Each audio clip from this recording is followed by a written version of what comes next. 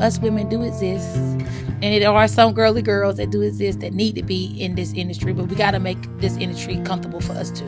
Life's a short and precious thing, sweet like honey, and it sure can sting, sure can sting. Thank you so much for joining us for this episode of the She Dreams in Color video series. I'm joined here today by Clarissa Rankin, someone I found on Twitter and was obsessed with immediately. I started doing the searching, I started doing the digging. So Clarissa is a CDL commercial truck driver, also a social media influencer, very popular on TikTok. Yes. I'm not on TikTok, but it bleeds over into Twitter and Instagram. Yeah. So I've been able to see some of your TikToks. And also a new makeup line business owner. Yes. So Clarissa's going to talk about her occupation and obstacle. Clarissa, you're a multi-hyphenated business woman. But we will focus on your truck driving career right now because that is your passion, isn't it? Yes. I love being a truck driver. I've been driving now going on 5 years. Yes. Oh my goodness. So one of the things that drew me to your story was not just that you're a woman in truck driving, but that you're a woman in truck driving who wants to recruit other women. Yes, that's the goal. I want to bring up the percent. Right now we make up 9% of the trucking industry. I want to bring it up to at least 30 to 40, or we could take over 50. Yeah, sky's the limit. Yeah, we could take over it. Now, tell me how you got into truck driving, because that doesn't seem like the kind of thing many little girls say. One day, there's a while we're doing that we're fascinated with trucks. But then people and society push us different directions. Yes. When did you get into truck driving and how? Well, first, my youngest son was born with Hypoplastic Left Heart Syndrome, and I became a stay-at-home mom. And my husband kept saying, I want to be a truck driver. I want to be a truck driver. So I said, now that I'm home, you go get your CDL. But I went to school for 4 years with my bachelor's in criminal justice. So I went in debt for over thousands of dollars, and he went to school for 3 weeks and was able to find a job. I couldn't find a job. And I went to school longer than he did. So I said, you get in trucking, we're going to start a trucking business, and I'm going to be your broker. So, because I can't find a job in my career, I just be your broker. And that means that I book the loads for you. But I didn't understand the lingo. I'm dyslexic. So I'm a visual learner very bad. I couldn't understand nothing I was studying because I didn't know nothing about trucking. So I said, now I have to go to school to get my CDL so I can picture everything together. Everything can kind of come as one. And when I got behind the steering wheel, it was over. I went into the training class and orientation, and I looked around. I said, oh, it ain't a me. Like, nobody looked like me. Nobody girly. Nobody like, hey, girl. Nobody's that. So I was like, I'm going to take over this. This is going to be all mine. And it took off from there. I started making videos immediated from orientation. Oh, my goodness. And is that how your TikTok following grew, is from trucking videos? Well, I did videos for 5 years and was never getting seen. But I was doing the videos about the trucking industry. I was doing the videos educating people how to be a mom, how to be a wife, how to be an entrepreneur and grow like that. But it was never getting seen. But I was putting out these videos for all these years I was in trucking. And finally, I was going to give up. I was like, dang it, I got this big old personality. Nobody's sharing my content. Nobody's seeing, I'm trying to put us women out there and make good money. And the day I was going to give up, my husband said, post on TikTok. And I said, what's TikTok? I said, what's that? I never heard of that before. He was like, post on there. It fits you. It's small. It's quick videos. And you can give your personality so quick and get it out there and get seen. And as soon as I post, I went viral. And I just started going viral and start going viral and it started going viral. Now I'm getting seen by millions. Oh my God. I have so many questions. Okay, let's go back to, I admire your husband-wife team. What a beautiful thing. Your husband-wife team and your family. Yes. And being a stay-at-home mom and still wanting to have a career for yourself, which is awesome. You're in the class and what in the world made you say, I'm going to take over and not, I don't belong here? Just looking around, I got a big personality and I can grab attention anywhere. Like I'm my body is automatic flirtatious. Like it's like, hey girl, we here. And when I looked around and didn't see nobody like me, it's like, no, I want to see people like me. It need to be more uplifted in here. It's too aggressive. It was just so many men and they just, I'm here with a big old beard, you know. Bland. Yeah. I imagine it's bland and flannel. Yes, and here I am with this color, like, you know, this big old dimples, and I'm from the South, you know, I'm ready to feed everybody collard greens, macaroni and cheese, and fried chicken. You know what I'm saying? I'm like, y'all need some life in here. Now, but how did the classroom of men receive you? They love me. They all wanted to become my husband, you know, because I was just so much of what they needed in their life. Because I'm a lot. I'm cute, okay, and I'm a lot to handle. So if people don't have that upliftment and motivation in their life, and they didn't know they was missing it, they didn't know they needed it. So I became like number one in the class. I became like the teacher's pet. I became like the substitute teacher, like I was at A.L. Brown, you know? So it became that motivation that people didn't know they needed. So I went from motivating, trying to get women in here, to now the men are like asking me questions, you know? And then it was some people, men in there that was incarcerated. And then they decided they want to get into trucking to start over. So I had my bachelor's degree in criminal justice. So I became not only a truck driver, but a mentor, that motherly, nurturing figure. Like I had one guy, he was an ex-con for, I want to say he was locked up for 6 years. And we became riding together a lot because he felt like, I need that mommy, I need that friend, I need that, because she understands me. I'm trying to do this, you know?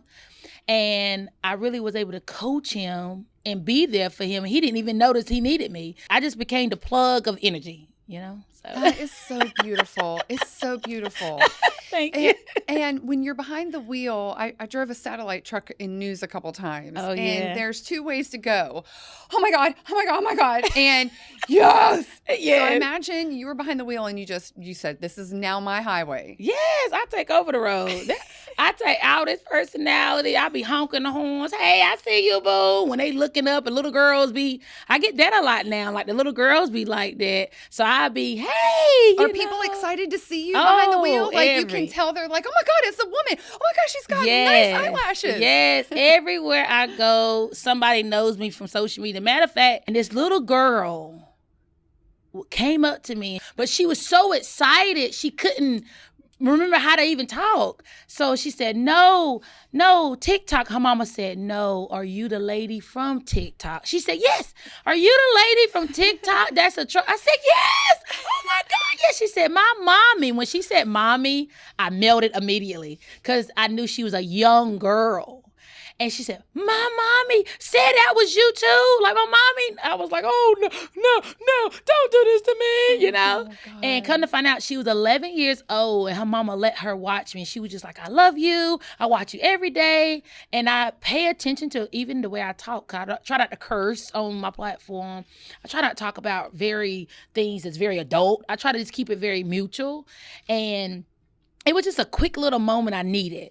And then as soon as I stepped out of Walmart, it was another girl that was in the middle. Like, she was like a middle-aged girl. She was like, oh my God, you're the lady from TikTok? So I met all different generations, from 11 to a girl that was 20 to a girl that was like 30 and then to a mother, all within that time span of 3 hours. And it was like, I have a purpose, girl. I see you, Clarissa Rankin. Like, girl, I see you, girl. We doing this, okay? And I got in the car and I wanted to cry just like of joy. But I said, no, the Lord just let me know that's your purpose, you know? And as happy as you feel and as strong as it sounds, you know your purpose. Yes. You still need those reminders. Those reminders keep you going. Yes. I always tell people I'm the strong friend, so don't forget to check on me. Just a couple of days ago, I felt like I get into depression every now and again. Like probably once a year. It get into depression and like, am I okay? This is a lot. Yeah. Did I do right? Or am I a lot? Am I doing what I prayed that I asked for the Lord? Like, Lord, am I doing what I'm supposed to do? Is this what you told me I'm supposed to do? Because everything I got, I prayed for. Everything down to the being global. I pray for her. So I be double checking, like, Lord, let me know. Send me a sign, brother, because I don't want to mess up my relationship with you, okay? I do not want to go to hell with gasoline draws, okay? So, and he talked back, and the way he was talking back about sending those people in front of me that day. So I was like, okay, Lord, I hear you, brother. We here. Yeah. So, yeah, I know I'm doing my goodness. purpose. I appreciate you being the voice of, I'm in a place where there's no one like me and I belong and I'm going to own it. Because we Yes. hear so many women talk about, I was the only one there, I wasn't sure, that doubt, that imposter syndrome, why am I doing this if nobody wants me here either? So how would you give people advice when they're feeling that way in an industry where there's no one like them? Maybe they don't have that boldness that you have, that you're able to tap into. What advice would you give someone in that position? We hear that so frequently. I always try to tell people, be who you want to be, not what somebody else want to see of you or want to see you in. Be your best you. Stop trying to fit into what somebody else or what the society wants you to be. Be your best you. So then you can be able to control it. You'll be able to manage it better. Because if you start trying to be like, oh, well, I don't think they want me here. Why would it matter what they think? It's what you think. It's all about you, your mind. Because if you try to put everybody in your mind, you can be fighting everybody in God's name, and you can be a inmate, a doggone pastor. You can be so many different things. Just be you. Figure out what you want to do in life and conquer it. And don't be in competition. So many people try to make life a competition so they don't know how to fit in. No, if you're not in competition with nobody but yourself, who can you run in the race with other than everybody on the line is you? I owned a satellite truck, so we were in truck stops a lot. Oh, and yeah. they are not female friendly. No. They are not female friendly. The bathroom was a nightmare. And then like taking Yes. a shower and where do you sleep? And it's dark and whatever. And it can be a very intimidating Yes. lifestyle. Yes. What has that been like? Because you have the mental part, but now you have the real life part of you fitting in and you having safety in a place. What has Yes. that been like? That's what It's Truckers Life Baby came from. It's Truckers Life. It's a whole nother world. So you got to get into it. It's not like you can go home and take a shower. You got to get into this world of trucking. So that's when I decided to come up with the travel essential line of Owtspoken Collection, because I'm not taking my big cute behind in that truck stop, that nasty shower. Oh, girl, now I'm too cute. I'm not doing that. So I created things that can keep me in my truck and keep me safe, so I won't have to, when I park late at night, go inside the truck stop. I can wash down in here. You have a bathtub for the truck. Yes, I saw It's that. called the cab tub. Yeah. And then I have the water. So if I need to take a quick wash down just to get the rest, and then take a shower when I go somewhere else so I know it's going to be clean. And I have the bucket for you can brush your teeth, wash your face. It becomes your lifestyle because these truck stops are not friendly. So that's why I decided to create that line for women like that are girly and they don't want to be in an aggressive setting. So that's why I created It's very the line. grimy. Yes. Grimy is the word. Gray, grimy. Oh. Yeah. And even when I would go into truck stops to find, I need nail glue. Nothing. There's nothing. And speaking of that, that's why I came up with the cosmetic line, because now you got cosmetic and travel essentials. And my goal is to get it placed into every single last truck stop in the U.S. and some outside the U.S. because we don't have nothing for women. Not even like hair ties. Even the DVD line was Platoon and yeah, nothing. I'm like, what? They don't Are have there any nothing. DVDs that I might want to watch on the road, or Yes. books on tape, or Yep. just anything? Nothing. It just don't work for a lot of women like me. So that's why I'm in this industry. I make these videos for other people like you can see and help me get the word out about us women do exist. And there are some girly girls that do exist that need to be in this industry, but we got to make this industry comfortable for us too. What about clients? How do clients feel working with a woman truck driver? Do they care? Do they notice? Do they feel the difference? They don't care. They're going to treat you like you a trucker. They don't look at you like you disgusting. You gotta gain your respect everywhere you go.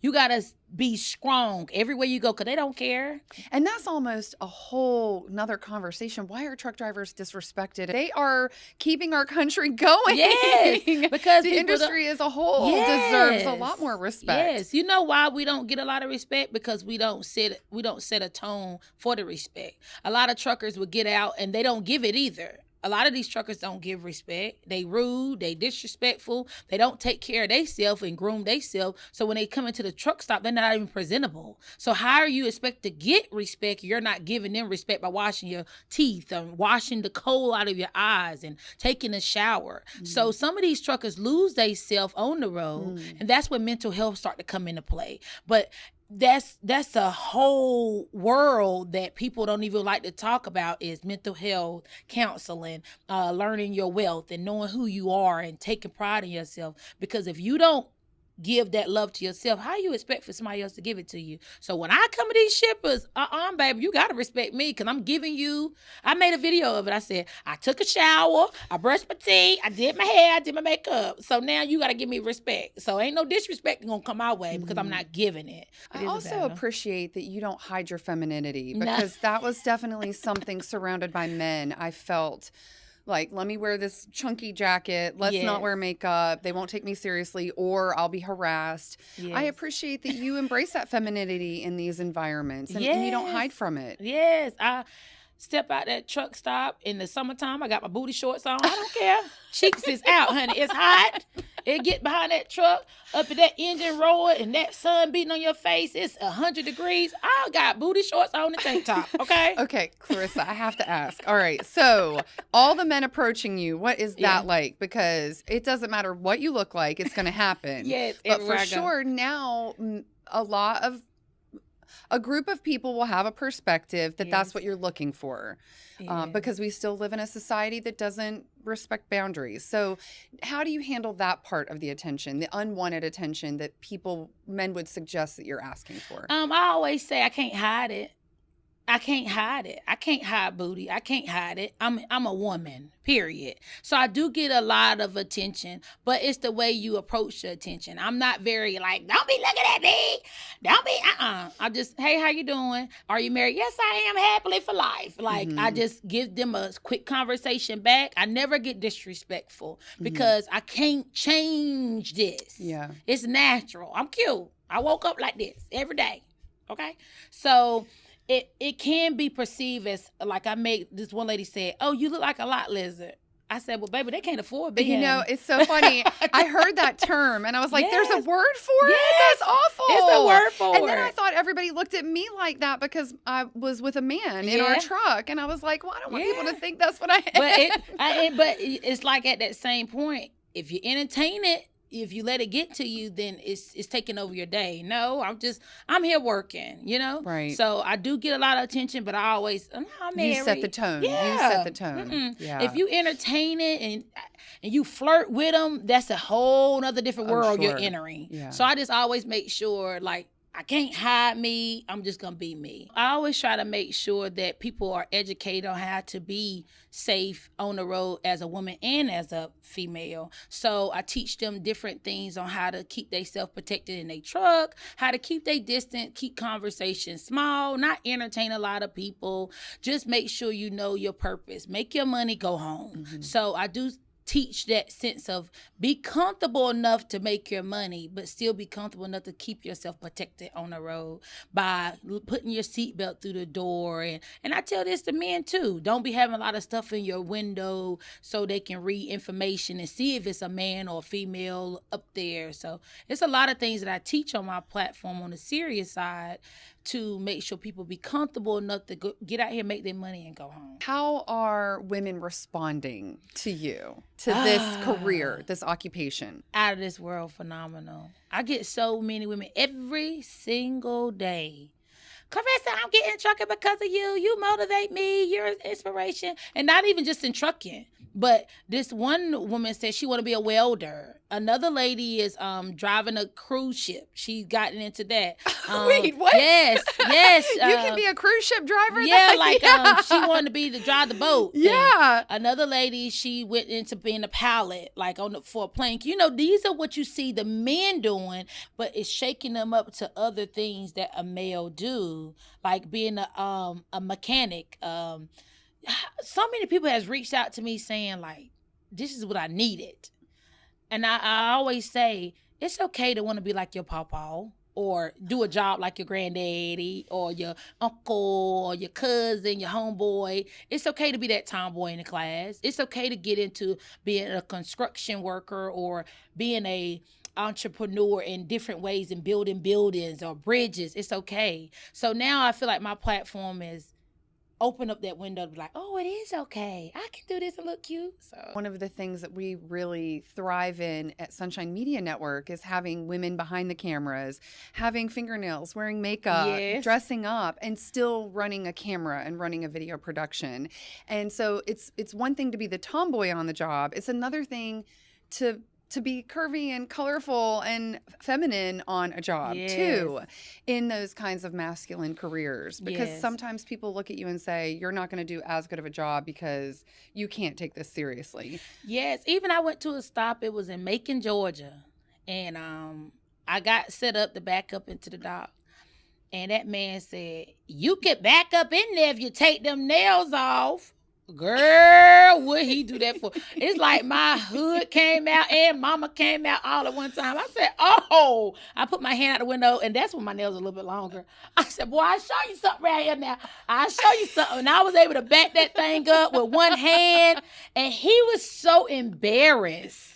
He got out. I was just joking. I said, no, you wasn't. I got you. I had to show you something. Don't ever come for me. This is a woman. I can do anything I want to do. And then I was still, even there, I was being recorded by another female driver. And she was even pointing out, like, you did that with no pull-ups. You did that. And you showed them something. So she was recording for social media behind the camera.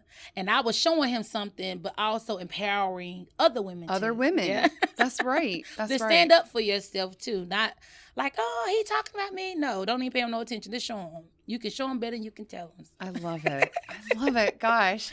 So you earlier mentioned your dyslexia and Yes. how that affected why you got into driving, why you Yes. actually got behind the wheel and got on the road. What is dyslexia? I know a little bit about it, and I feel like a lot of people know a little bit Yes. about it. It's a full-blown learning disability, but you don't understand certain comprehension, like learning how to comprehend how to read certain words together. I had to break a lot of things down. And I noticed when I was like in first and second grade, that's when I got tested when I was in second grade, that I could read it, but I didn't comprehend it. So I was like, this is a problem. And I was a little girl because I was learning stuff, but I wasn't able to let it wasn't sticking to my mind. So my mama ended up getting me tested for dyslexia, and come to find out I had it because I was a visual learner. So I had to teach myself to read the word and then put a picture with it. So all my life, since I was in second grade and from on out, if it was a word like sunshine, sun, shine, put it together and put a sun above it.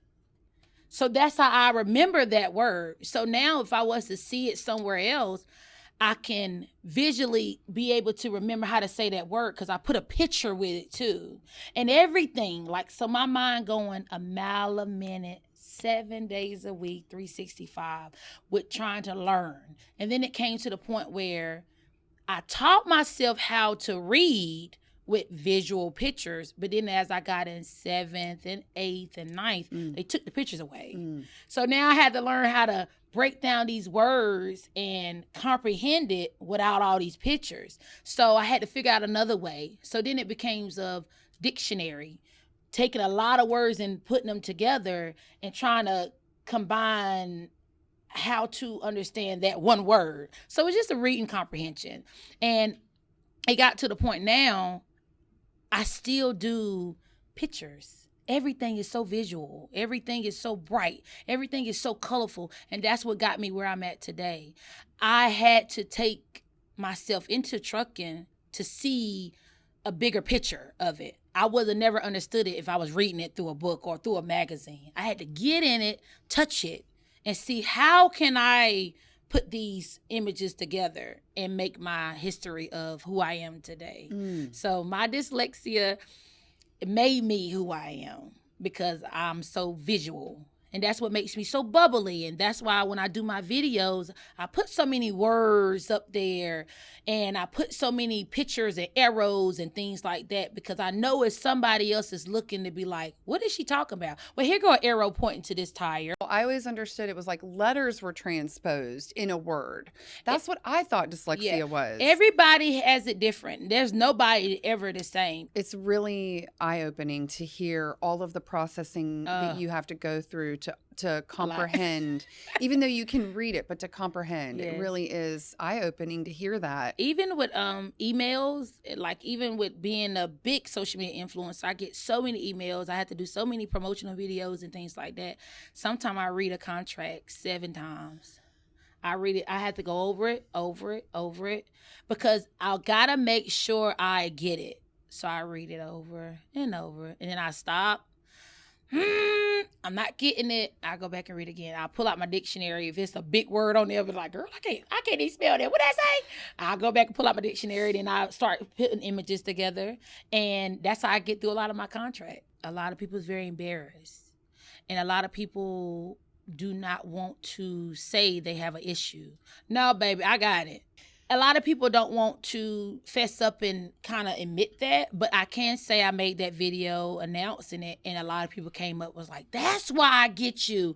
That's why you make things so relatable. You feel like we can sit next to each other and talk over camera, because you're making us picture something in your mind and you're making it presentable and easy enough for everybody can relate to it. And I was like, okay, I did that. Dyslexia, we see you, girl. Like, it makes us unique. It's not a disability, it's an ability. For sure. I feel like I'm a superhero just in general, because I have a superpower. It's like a little superpower I have that a lot of people don't have. A lot of kids drop out of school at such a young age because they don't know they got this ability to learn different.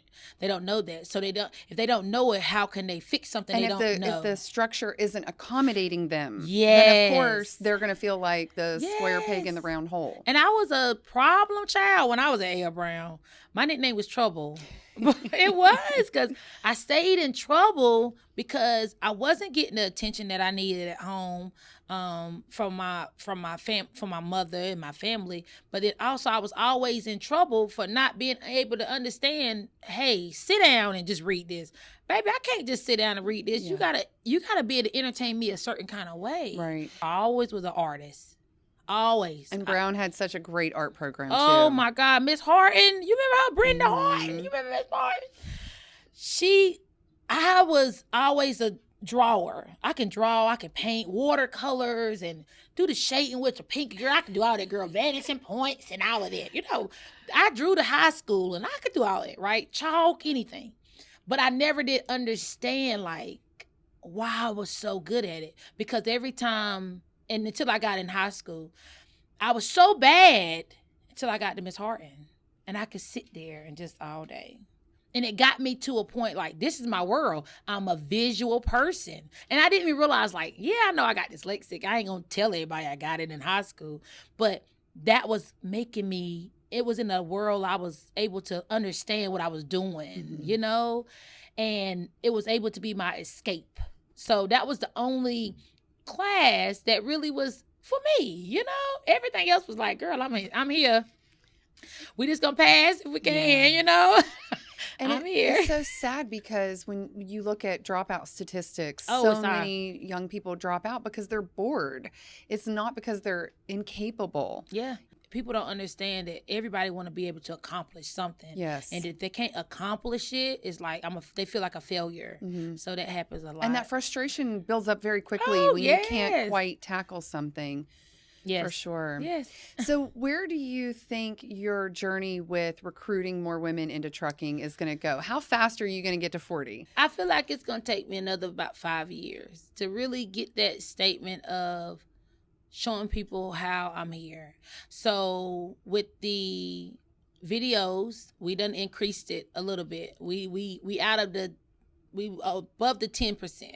And I love it. And there are so many women, and this platform is aimed at, we want women to follow their passion into their occupation, no matter what that is. About another 5 years with putting things in the industry for the women, like the travel essential line and the cosmetic line in the truck stops, and my rainbow community. They don't play about me. They make up to it. And so yeah, it's big. The Owtspoken Collection is gonna be phenomenal. The calling on you that you are answering is making so many people feel so loved and in places where they didn't know they belonged. And I hope that you, when you're having those rough days, that you remember those words. Like, you are opening so many spaces for people, and it's really awesome. Thank you. Don't make me cry, girl. I'm trying to not mess up my makeup, girl. But thank you.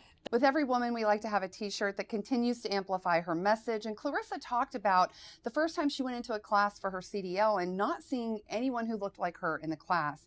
And even now that she's a commercial truck driver, going to truck stops and not finding products that speak to women. So this shirt says, "Diversity is dope." This comes from author and speaker Justin Jones Fosu. He's the author of The Inclusive Mindset. It's a book that talks about how we can do things every single day to increase our inclusivity. You can find this shirt on his website. It's our turn. Won't let it burn. It's our turn. Won't